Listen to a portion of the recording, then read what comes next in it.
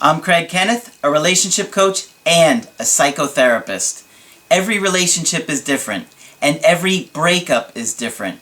Work with me, and you'll get professional help on your situation. Just click on the link in the description below, or go to my website, askcraig.net.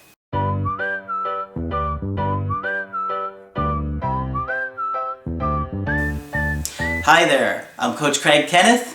Hi there, I'm Coach Margaret. And today we're going to be talking to you about better after a breakup. Probably hard to believe right at this moment. It truly that is. Anything could be better after a breakup. It truly is. Breakups are incredibly painful. Right. In fact, I really think it's one of the most painful things that you could ever have happen to you. Absolutely. You know, as many of you guys that have been watching my channel for a while know, my mom passed away several years ago, and while that was really difficult, the breakup pain that I had was far worse. Yes. Which is ironic because really the pain of losing your parents should be the most painful thing, because that's the person that was keeping you safe and alive. But that's a long time ago. But and this is now. Yeah. The pain that you feel, and I have a lot of people that tell me this, that they had a mom or dad that passed away, or somebody close to them, right, and the breakup is far more painful. Because it brings up all those old feelings in addition to the new ones. They don't all totally go away. We work through them over a lifetime. Mm-hmm. But the breakup is right there in your face. It calls up the old feelings and adds a whole new layer of new painful feelings. And How wonderful. Yeah, lucky you. What's going to get better? Tell me now. The other thing, Margaret, is that with death, we kind of know that it's final. Exactly, and it's much easier to grieve. Yes. Because with a breakup, oftentimes that person comes back, or we're wondering if they're going to come back. And so you can't grieve quite normally either. Very, very difficult. But one of the things that I focus on with this channel, if you haven't noticed, is far more about relationships and psychology and understanding yourself and healing yourself and growing as a person. And it's in addition to trying to re-attract an ex. Yes. Because, you know, I have over 15 years experience as a therapist. I was a behavior analyst for almost 4 years. Margaret has over 35 years of experience, who's outstanding. And believe me, I've known a lot of clinicians. When you're getting a Skype with Margaret, you'll see how insightful she is. And she picks up on themes that only the best therapists in the world would pick up on. And I got to toot your horn there, Margaret, because well, this is why I hang out with you, Craig. She really is incredible. And I still learn from her all the time. And so you're getting 50 years of experience plus when we're coming here and putting out these videos. And, you know, we take a lot of pride in learning and bettering ourselves as clinicians all the time. We're learning too. To try and grow to help you as well. So sometimes when you guys ask me a question and I don't know the answer, I'll go ask Margaret or I'll look it up, because I want to know to help you guys too. Okay? Sure. So we better ourselves through your breakups as well. Yes. So there are so many things you're going to learn going through a breakup. Obviously, you're going to feel a lot of guilt, a lot of pain. You'll be depressed. A sense of loss, yes. Anxious, scared. It's horrible. Yeah. But I really believe, Margaret, that nothing motivates a human being like a breakup. To grow? To grow. Yes. I really have seen it, and I can see it, and all of you guys, when I talk to you guys every day, you always tell me how hard you're working, all of these changes you're making, and, you know, it's incredible how many of you guys are making these huge changes in your life. Why did this happen? What can I do to prevent it from happening again? Right. So, in a way, this sounds like Pollyanna, and I apologize, but you can look at a breakup as an invitation to grow. And sometimes, if things turn out well, an invitation to grow together. Absolutely. Yes. And that's what we want for you guys. Not everybody's going to re-attract an ex, Right. but if you do the work, if you work on yourself and make those long-lasting changes, you're going to be a success story no matter what. Right. And that's what we truly believe here, is that even if for some reason you don't ever have another opportunity, the information that you have, if you watch all the content we put out, honestly, Margaret, I think they would be a lot more knowledgeable than many clinicians out there. And some clinicians out there, absolutely right. Because the more work we do on ourselves, the more insightful we are. And I think in many ways, the healthier the people we attract. Absolutely. Yes. Absolutely. And so even if you don't have another opportunity with that person, you're going to find people that blow you away, and you're going to attract them and you're going to keep them. Obviously, some of the things that you're going to learn about in my channel is attachment styles. Attachment. You know, there's the major attachment styles of secure, anxious, and avoidant, but we've also discussed disorganized. Yes. And, you know, one of the things that gets a little bit confusing for people is that, you know, disorganized is, you know, an attachment style that really does affect quite a bit of people. Oh, yes. And for you guys that are watching, a lot of people that would be a borderline would have a disorganized attachment style, Something right? goes terribly wrong with the attachment process, yes. Mm-hmm. Yes. And people that are adopted often have a disorganized attachment style. Margaret has had incredible knowledge on people that have been adopted. And surprisingly, I get a lot of people that are dealing with adoption. Well, it's not a surprise that they're dealing with relationships and attachments, because sometimes they don't even know what happened to them. Mm-hmm. What they do know is they have some really ugly feelings inside. Mm-hmm. And, you know, because attachment for them, if you're in 3 or 4... I had a kid one time that I worked with when he was in foster care, and he had had 10 placements before he was 7. We expect him to attach like a normal human being. It 10 placements before he was 7. That's insane. Yeah. You can't even imagine. You can't putting even yourself. imagine. Oh, you're my foster mother. Oh, you're my new mother. How could you trust anybody? You couldn't. Although, believe it or not, I ran into him on the street years later, and he was 6 feet something. He was little when I knew him. He was 10 and bratty, but he had done amazingly well. Wow. You know, from coming from what he came from. So, you know, there are a few things that can't be solved if we can pray long enough and think long enough about how to do it. Mm-hmm. But yeah, there are many things that happen to people through no fault of their own, even with the toxic people we were just talking about earlier today. Nobody ever said, I want to grow up to drive everybody nuts, unless they were really, really angry. Mm-hmm. Absolutely. And so you are in a position where you can use this to motivate yourself to be the best version of yourself that you've ever been. I talk to people every day. They start exercising. Yep. They start eating a better diet. Yep. Obviously, when you're learning about attachment theory, you're going to learn about yourself. You're going to learn about your needs. You're going to learn about these unconscious behaviors and desires that you had no idea you even needed or were affecting you. Yeah. You're going to learn how to be a better partner for your partner, because you're going to understand their needs and their desires better. And we tend to repeat what went wrong in an effort to understand it. And we'd like to have you understand it without having to repeat it, because it was bad the first time, right? Absolutely. And so that's why we're trying to make all of these issues conscious to you, because you can't fix a problem until you know what it is. I'll give you a very simple example. A woman I worked with a few years ago had married 3 or 4 alcoholics, and as it turned out, all because she wasn't able to fix her father. For some reason, she thought that was her job. She couldn't get him to stop drinking, and spent her childhood trying to help him to stop drinking. And because she had never been successful in that, she was trying to repeat it in the present. If she had known that earlier, or known how to think about that earlier, she might not have married the same guy 3 times. Absolutely. Yeah, you know?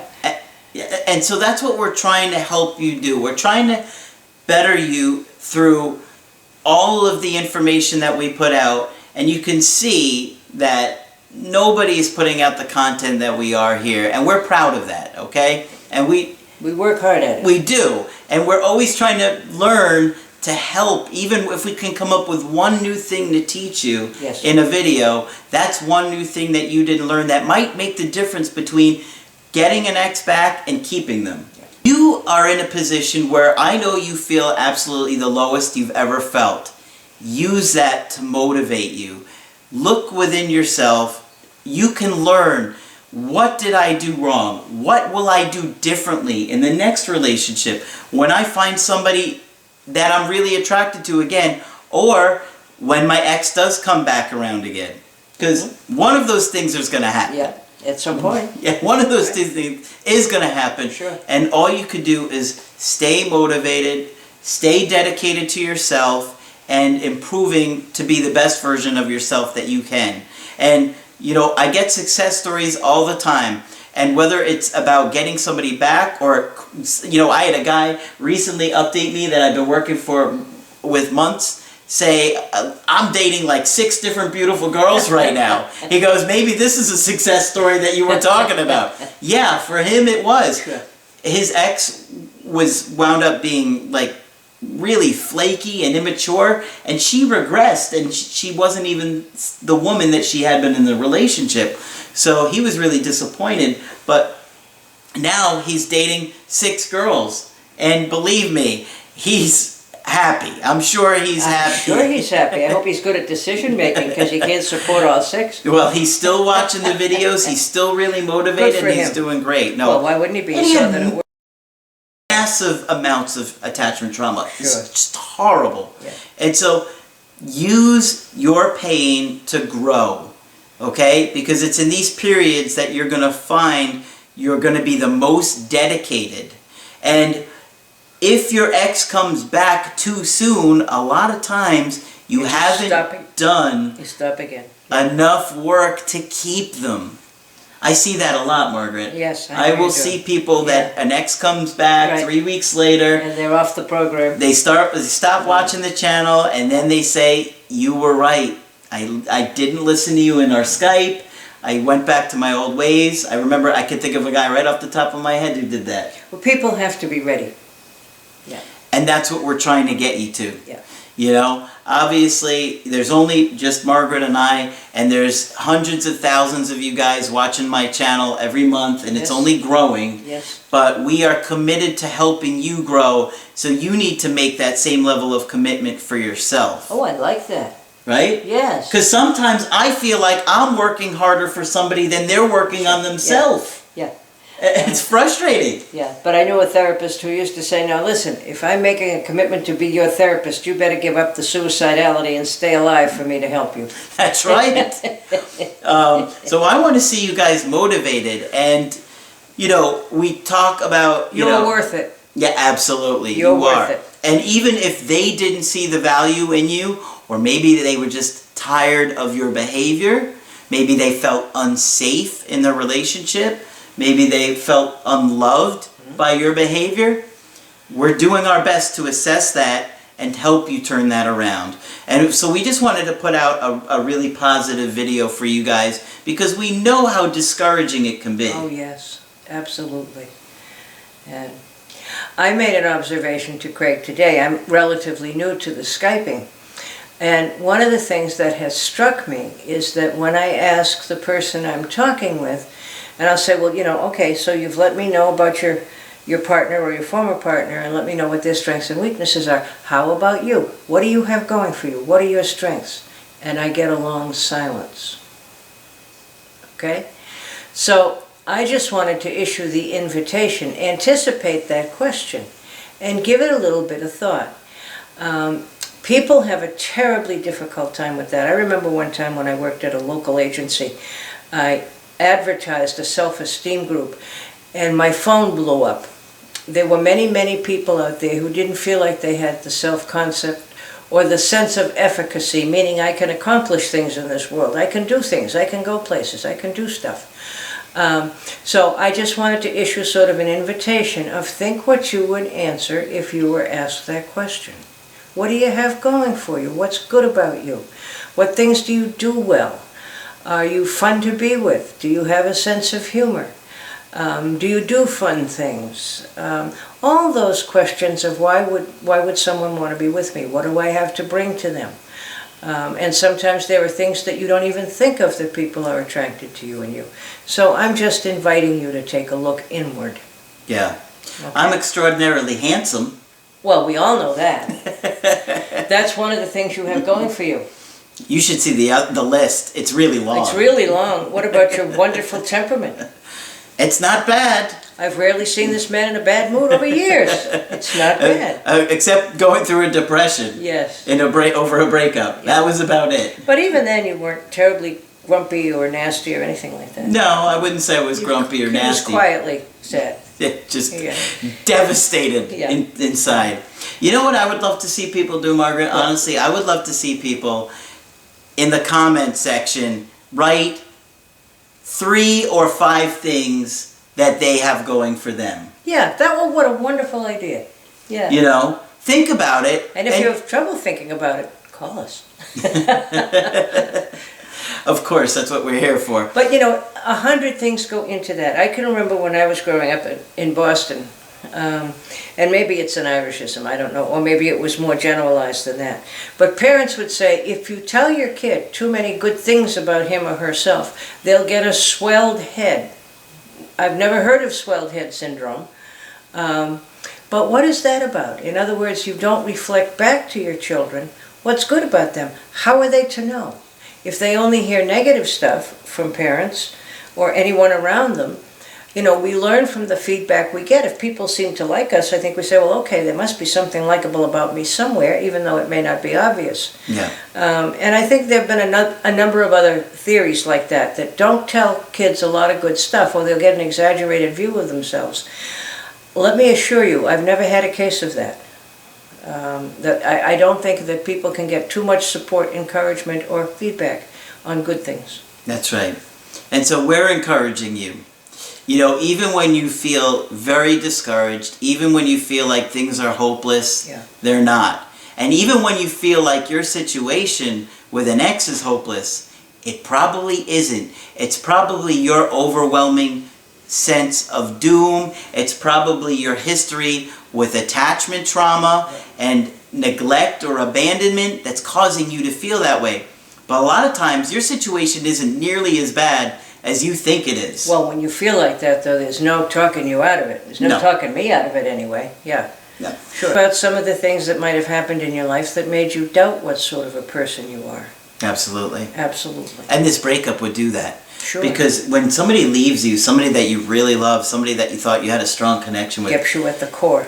It really makes you feel like, what did I do wrong? What did I do so wrong that they don't love me anymore? Right. Oh, it's a terrible, terrible feeling.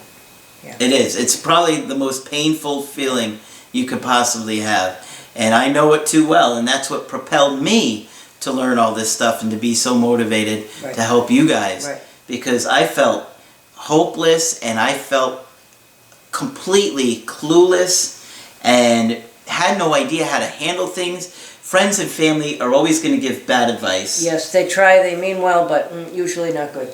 And I had somebody that even told me that today. Of course, I went to friends and family, they gave me bad advice, and that, because, he was handling it one way, and then mid-conversation, he went a completely different way. Actually, it wasn't mid-conversation, they were in a text conversation. Yeah. He wound up having a conversation with his mother. Mother's like, do this, do this, do that, and all of a sudden, he completely flips the script, and now it's like, wait a minute, what's going on here? This woman's getting two different mixed messages. Because he's saying one thing, and then a little bit later, acting completely differently. Right. So that wouldn't work at all. You'd have to be consistent. Yeah. Absolutely.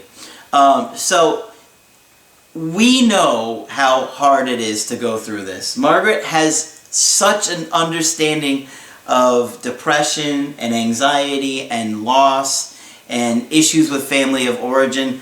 I highly recommend you do a Skype with her, and you'll see for yourself how much better you feel and how much insight you might even get just from one session with her. The other thing is, people blame things on themselves incredibly commonly. And, none of us chose the family we were born into. None of us chose the problems we grew up with.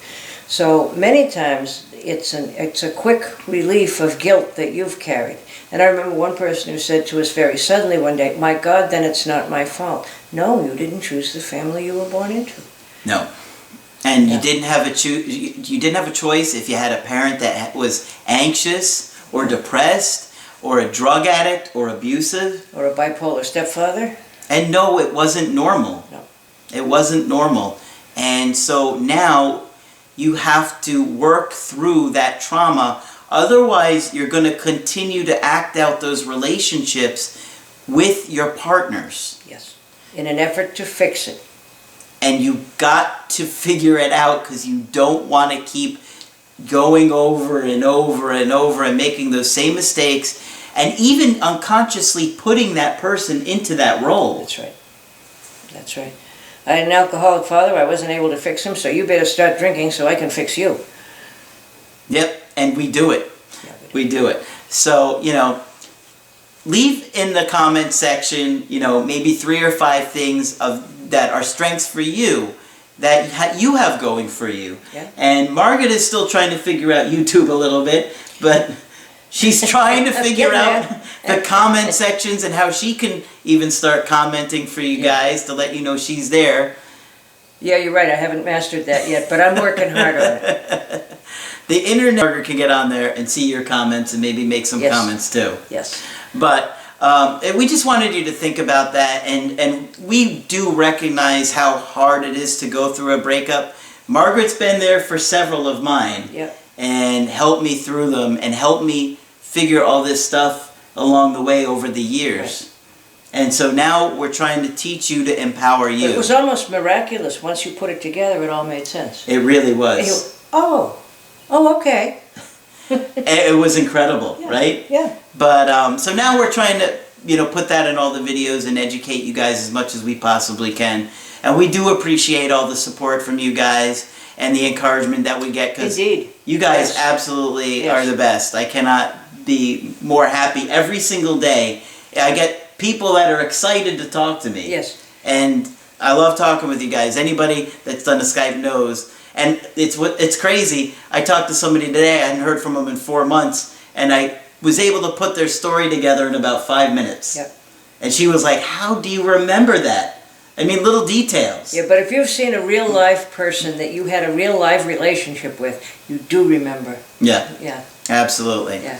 So we hope that this makes you feel a little bit better and makes you realize that you do have positive qualities in yourself. Does.